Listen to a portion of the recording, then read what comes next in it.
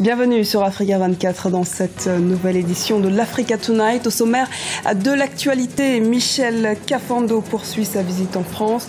Le président de la transition au Burkina Faso s'est rendu au siège de l'Organisation internationale de la francophonie. Ce mardi, il s'est entretenu avec la secrétaire générale de l'institution, Michaël Jean. Retour sur le 10e congrès du FLN en Algérie. Amar Saadani a été réélu dans la soirée du 30 mai secrétaire général du Front de Libération Nationale pour un mandat de 5 ans. Déjà en août 2014, il avait remplacé Abdelaziz Belkadem. Madagascar, à la merci des aléas climatiques, inondations et sécheresses dans le sud du pays menacent fréquemment l'économie de la grande île. Le gouvernement malgache a mis en place plusieurs initiatives que nous verrons dans cette édition. Mais avant de développer ces titres, le président soudanais officiellement réinvesti depuis ce mardi, Omar El-Béchir, a prêté serment devant le Conseil législatif national pour un nouveau mandat de 5 ans. Ses homologues d'Égypte, Abdel Fattah al-Sisi, du Zimbabwe, Robert Mugabe et du Kenya, Uhuru Kenyatta, ont assisté à la cérémonie organisée dans la ville jumelle de Khartoum Omdurman.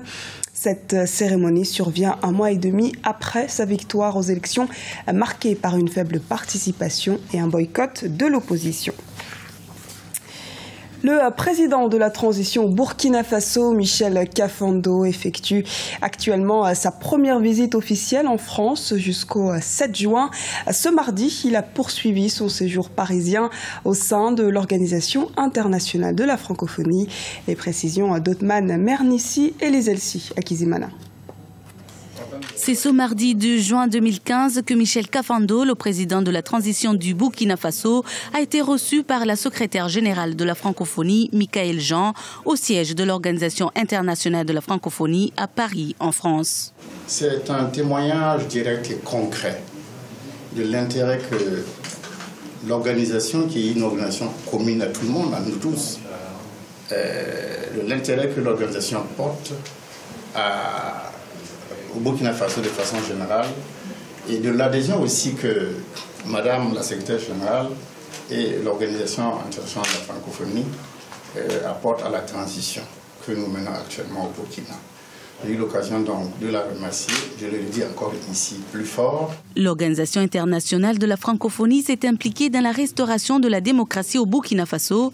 Ainsi, par exemple, du 10 au 14 mars 2015, Michaël Jean, la secrétaire générale de l'OIF, a envoyé une mission au pays des hommes intègres afin de rencontrer tous les organes électoraux et les acteurs de la société civile pour mieux évaluer l'aide que cette organisation apporte au processus électoral. L'expertise de l'OIF est de plus en plus demandée par les pays pour s'assurer qu'un processus électoral puisse se vivre dans les meilleures conditions possibles, parce que c'est là une carte de crédibilité pour tout pays qui a l'intention d'attirer vers lui des investisseurs, pour tout pays qui veut avancer aussi sur des fondations solides et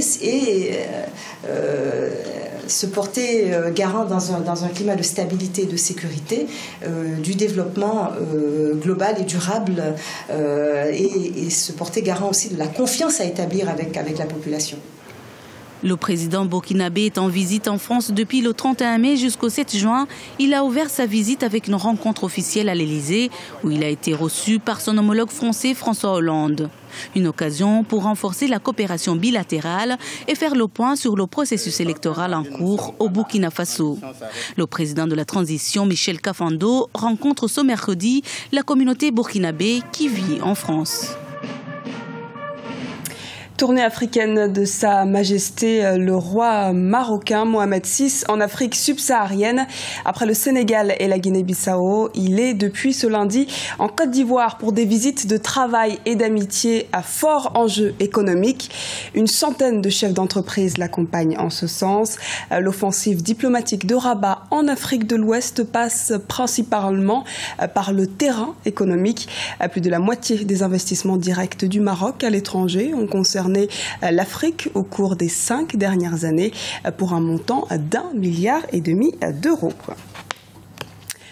Ammar Saadani, réélu secrétaire général du parti au pouvoir en Algérie. Ce samedi, il a été reconduit par les nouveaux membres du comité central du Front de Libération Nationale.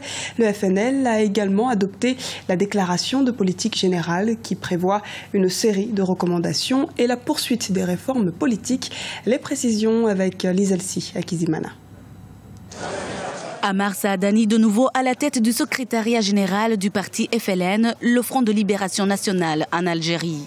Seul candidat à sa propre succession, Ammar Saadani a été réélu samedi dernier, sans surprise à l'unanimité par les nouveaux membres du comité central lors du 10e congrès du parti. Le FLN doit être le guide, et pour qu'il soit le guide, il faut que ceux qui se trouvent en son sein soient à la hauteur des martyrs de la Révolution.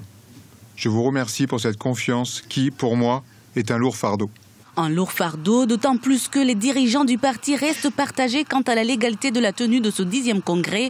Certains cadres du FLN parlent en effet d'un jeu non démocratique.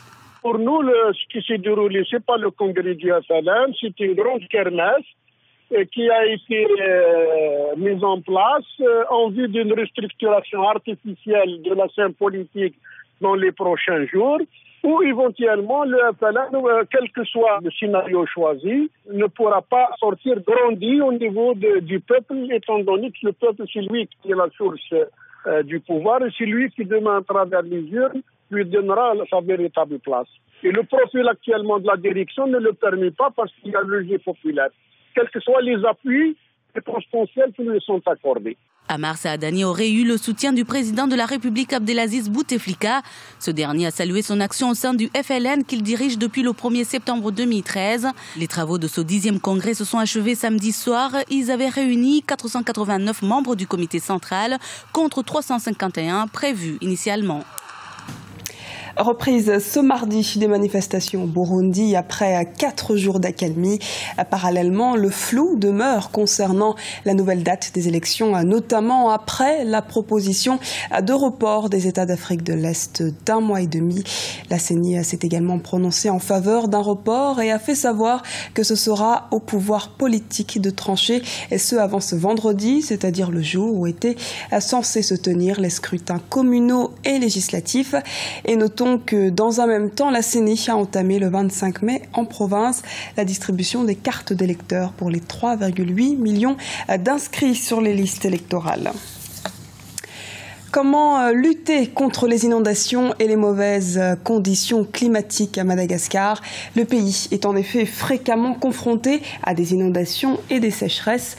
En réponse, les autorités optent pour la sensibilisation, comme nous l'explique Ibrahim Ndiaye. Madagascar est souvent à la merci des intempéries. Près du quart de la population, soit environ 5 millions de personnes, vivent dans des régions à risque.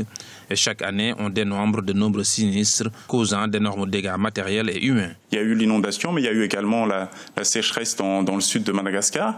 Donc, il y a le Bureau national de la gestion de risques et de catastrophes à Madagascar qui s'y attelle. Mais également, il y a aussi des campagnes de sensibilisation au niveau du ministère de l'Environnement, justement pour prévenir, pour sensibiliser la population sur justement l'impact du changement climatique et de changer les mauvaises pratiques dans le temps. Pour minimiser les risques, les autorités misent sur l'information et la sensibilisation des populations. L'objectif est de promouvoir, entre autres, de nouvelles pratiques agricoles pour limiter les pertes agricoles.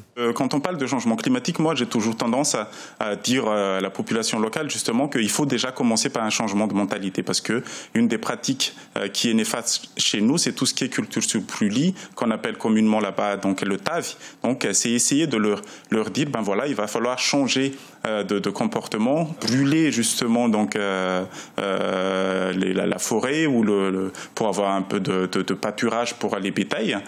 Donc ça c'est une pratique qui est communément utilisée partout dans l'île, et que des fois ils maîtrisent pas justement les feux, et que après ça détruit considérablement les forêts à Madagascar. Si une partie du pays fait régulièrement face aux inondations, le sud de l'île est confronté souvent à la sécheresse. Et avant de clore cette édition, sachez que le président de la Fédération internationale de football a démissionné ce mardi. À peine réélu mais fragilisé, Sepp Blatter a fait cette annonce en plein scandale de corruption.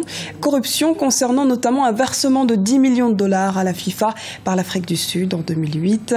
Jérôme Valcke, secrétaire général de la FIFA et bras droit de M. Blatter, est accusé d'avoir effectué un virement de cette même somme sur des comptes gérés par l'ancien vice-président de l'organisation Jacques Warner. Selon ce dernier, il s'agissait toutefois d'un projet d'aide à la diaspora africaine dans les Caraïbes au nom de l'Afrique du Sud. Ce journal a été réalisé par l'ensemble de la rédaction. Nous vous remercions pour votre fidélité. À retrouver dans un instant une nouvelle édition de l'Africa Tonight sur Africa 24.